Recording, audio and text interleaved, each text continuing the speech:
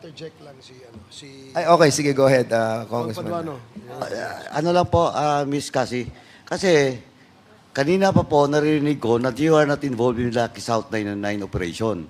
But inadmit mo po that during your visit in Pagcor to settle the accounts of Lucky South 999 with Harry Roque, bakit ikaw? Di ba sabi mo kanina, you're not involved in the operation of Lucky South 999? Then all of a sudden, you represent Lucky South 999 sa Pagcor na alam mo, pogong pinag-usapan doon, that the sublease agreement, not the sale of the property in which ang claim mo is real property lang kayo. And you've said na hindi ka involved sa Pogo. But now, you're confirming that you represent Lucky South 999 to settle the account of a Pogo licensee, which is Lucky South 999, doon sa Pagcor. Napaka-inconsistent po. Hindi po. Bakit hindi? Nagbayad lang po ako at nag-present para sa Lucky South 99. Ayun yung problema. Pero po, okay lang po magsalita po? Yeah, tapusin Pero mo. po, hindi po ako, wala po akong kinalaman. Mr. Chair, I'm sorry. We cannot allow this kind of attitude from Ms. Ong. Allow the members to finish their question, okay? Masyado kang pa-cute eh. Hindi po. Pasensya na rin po. So let it be a reminder to you, Miss Cassie, na patapusin mo munang magtanong ang ating mga membro bago ka sumagot. Okay po. Pasensya na po. Please proceed, Oh, Congressman lastly, Paduano. And address the chair, Mr. Chair. Ask her, direct her to address the chair. And address the chair. Pag sasagot ka, address the chair bago ka sumagot. Okay? Okay po. Thank you. Thank you, Chairman. Let it be put on record that Kasiong is lying because inconsistent po yung sinasabi niya kanina. Nakikinig lang po ako, is not representing Lucky South 999, but here comes the payment of accounts. Siya po ang bumayad. Kahit sabihin mo pa po, hindi mo pera from Chen, but still, you represent Lucky South 99 in Pagcor to settle that account.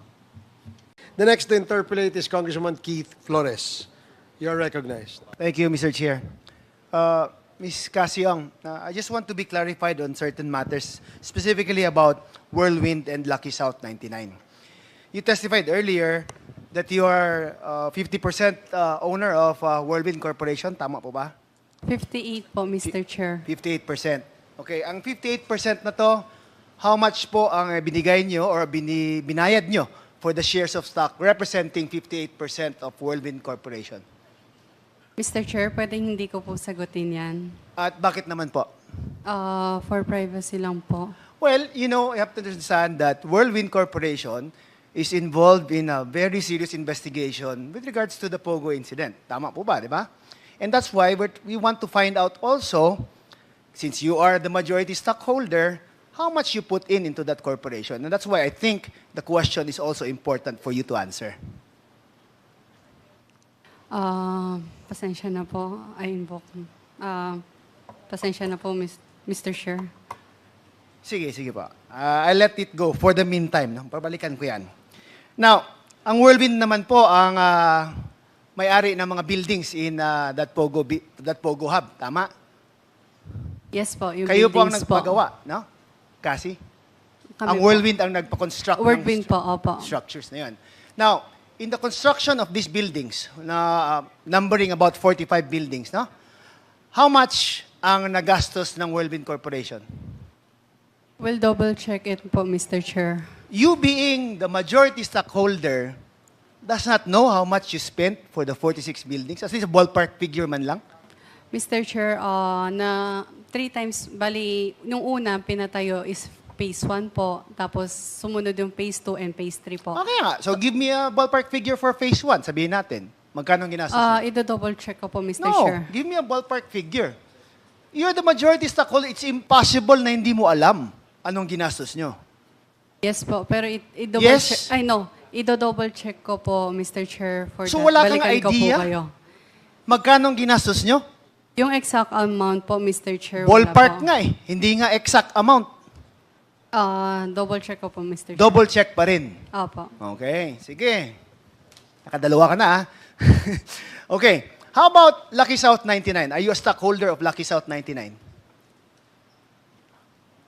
Hindi po, Mr. Chair. Hindi. But sometimes you are the authorized representative of Lucky South 99. Tama? Yes po. Tama. Now, are you going to maintain that Lucky South 99 and Whirlwind Corporation are two separate and distinct entities? May I explain po, Mr. Chair? Sige. Nung una po, yung Lucky South and Wordwin po is iisa lang po. Okay. Pero po, nung huli, naibenta mo na po si Lucky South. And when did that happen, Ms. Ong? Last year po. Last year lang nabenta. Apo. So from 2019 to 2023, they were one and the same. Yes po. So one and the same. Pero hindi siya totally different owners po, Mr. Different Chair. owners but Pero one and the po, same. Parang I'm confused again, Ms. Ong. way back 2019, nauna po si Lucky South po, Mr. Chair. Nauna si Lucky South. Opo, Mr. Chair. Tapos nung huli po, tsaka nagkaroon ng Wordwin po, Mr. Chair. So same owners ang Whirlwind Corporation and Lucky South? Yes po, nung una po, Mr. Nung Chair. una? Opo. So you were also an owner of Lucky South 99, kung ganun man.